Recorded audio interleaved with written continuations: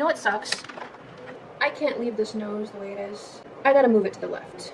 This is why I tended not to finish artworks, because it wasn't a fear of success, it wasn't a fear of failure. It was because I would see something wrong with the piece that I was doing and realize I couldn't fix it. I need to move it to the left. This is what happens.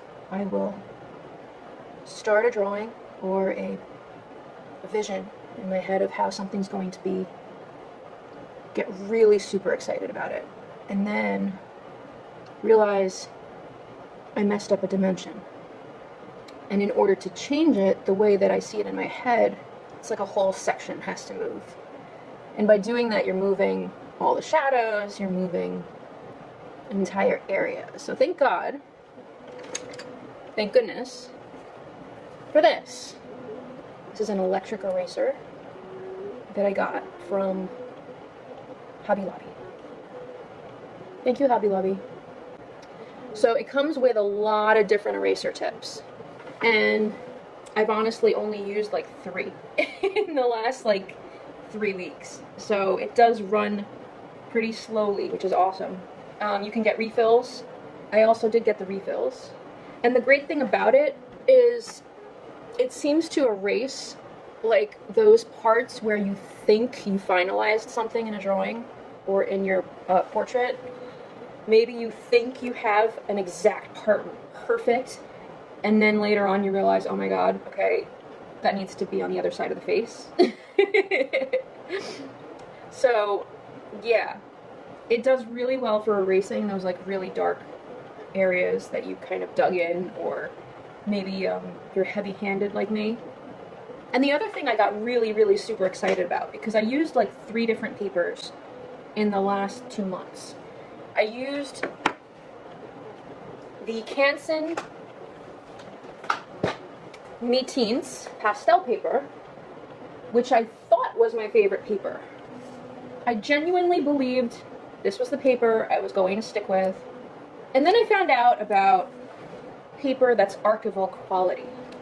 So I've heard that term before, but I didn't understand what the hell people meant when they said archival quality. Archival quality has to do with the longevity of how long an artwork remains intact. So there's not going to be any degeneration of the paper itself over time. So for the most part, archival quality paper, if you want the best of the best, and I didn't know this, I thought that was the best of the best, I didn't know any better, you want 100% cotton paper. And most of the 100% cotton paper is watercolor paper. But what I found out when I was watching other YouTubers on here who draw and do amazing portraits is that they use, people that do color pencil portraits use this paper. This is the Stonehenge Legion white, okay? This is the green cover, because there's so many different kinds. So the Stonehenge white Legion, this one has 15 sheets, and you can see it's the 250 GSM.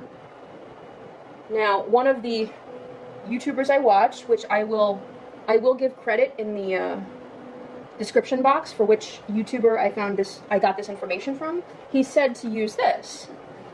So I got it thinking that maybe that would be better for portraits, right? For doing the colored pencil portraits, because I have so many old colored pencils that need to be used. And what I found was when I did this Da Vinci drawing, the erasability of that paper is like unlike anything I've ever experienced, because it's cloth. It's literally made from cotton.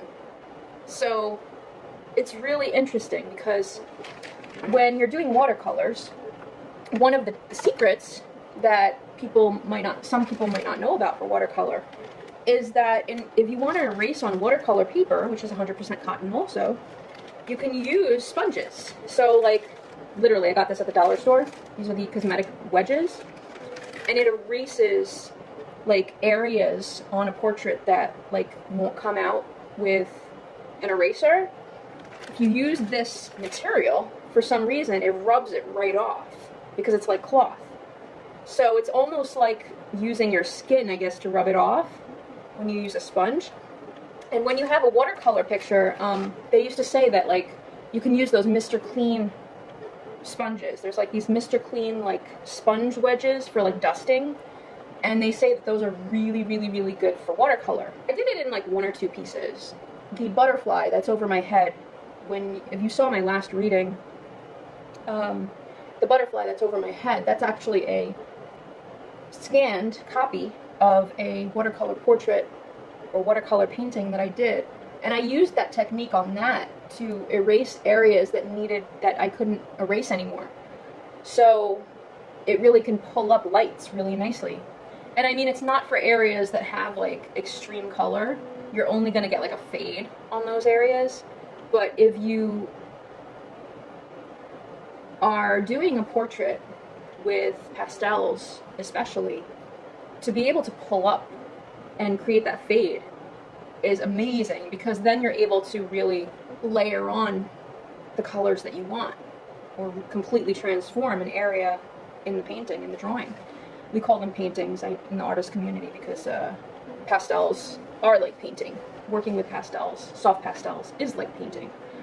So when I say painting with pastels, I am talking about soft pastels. I use mainly the Conti crayon. I know some of you are probably wondering what I use material-wise. I got these years ago. This is the Conti Paris crayons. I also use these thinner pastel pencils, the Stabilo Carbofello. Now, the only problem with pastel pencils and these thin ones and the thicker ones is sharpening. You're going to have to get those red general sharpeners if you're not using your own blade to sharpen or anything else. From what I've experienced, you can't sharpen it in a electric sharpener because the electric sharpener will eat the pencils. You want to use General's red sharpeners. So going back to this drawing, let's move our nose over, shall we?